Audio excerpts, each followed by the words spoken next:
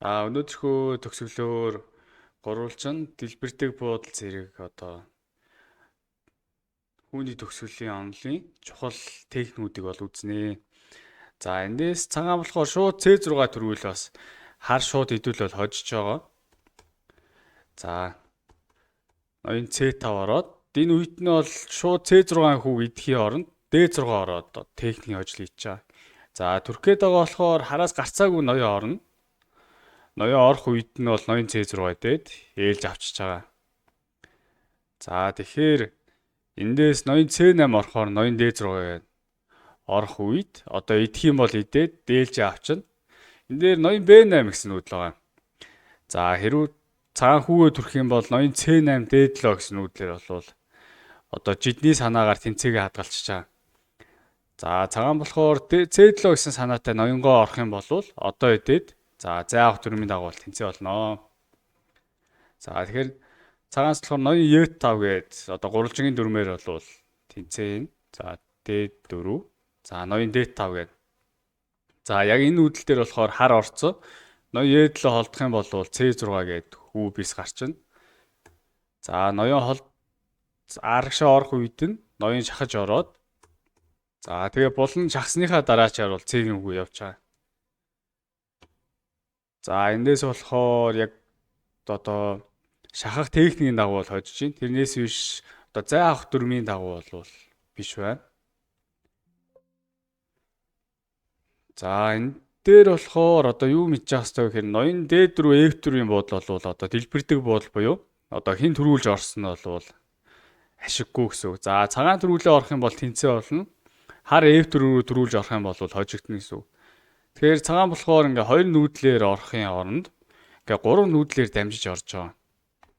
За тэр ялгааг бол харъя. За ноён F4 гээд идэх үед нь E3 орох санаатай. Яг энэ дээр болохоор ноён D4 гээд түлхүүр буудлаа аваад тэгээ хожлын төгсгөл рүү орж байна. За энэ дээр юу мэдчих хэвээр гэхээр B6 C4-ийн буудал болохоор бас дэлбэрдэг буудал. За G6 H4 дээр болохоор цагаан бол яг орж амжиживэл бол хожиж байгаа гэсэн үг. За тэгэхээр эндээс ноён B3 нүүл бол тэнцээ болно. Ноён A7 сайн нүүлээ. За харын цорын ганц нүүдэл. Орох үед ноён B7.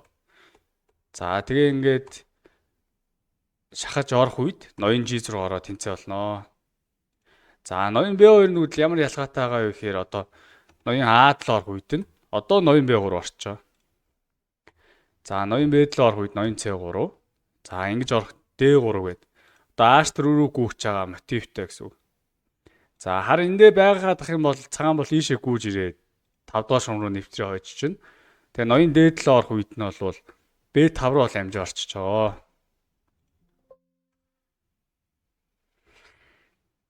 За цагааны хүү болохоор бис гарахад ойрхон. Гэхдээ бол ноён ингээд хамгаалсан байна. За харын хүүг бол цагааны ноён хизээж гүйцэхгүй. За энэ нөхцөлд яах вэ гэхээр цагаан болохоор энэ хүүгч гүйцэн гэж үзээд хүүгээ дэмжиж бис гарган чиж үзээд буюу хоёр туулай хөөх бол аргыг хэрэгжилж байгаа. За хэрвээ H3 төрөх юм бол ноён E7 ороод төрөх үед нь C7, ноён D7, C8 гэж бис гарчаа. За тэгэхээр H3 ихгүй ноён B6 орох үед ноён E5 гэн. Ноён F4 гэж барих гэдэг болохоор түлхлээ. За тэгэхээр ноён D6 гээд зэрэг бис гарч байгаа. За ийм ч байна.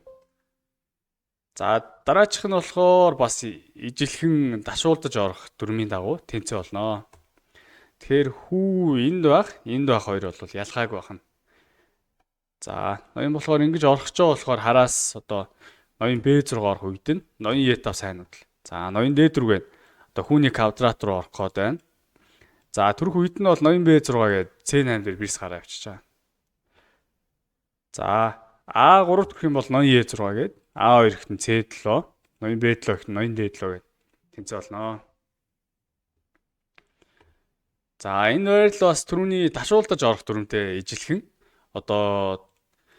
цагаан 2 хүү дутуу, энэ тал болохоор 3 хүү нүрэг байна. За энэ хүү бол яг гидэгтгэд бэлэн байрал дээр ноён G6 ороод дөх үед ноён G7 ороод за тэгээ H-ийн хүүгээ гүөхт нь F6 идээд E5-ыг одоо ноён F4 орох чаа. Түрүүний санаагаар яг орох үед ноён D6 ороод за зэрэг бэрс гарч байгаа. За өнөөдрийнхөө юугаар болохоор гурвалжигийн дүрм үзлээ. За ташуулдаж орох дүрм. За тэгээд дэлбэрдэг буудал зэрэг техникүүдийг бол үзлээ. За дараачийн хүүний төгсгөлүүдээр бол бүр хүндрээд явна. За хожих нөхцлүүд нь гэсэндээ хэцүү болоод ирж байгаа.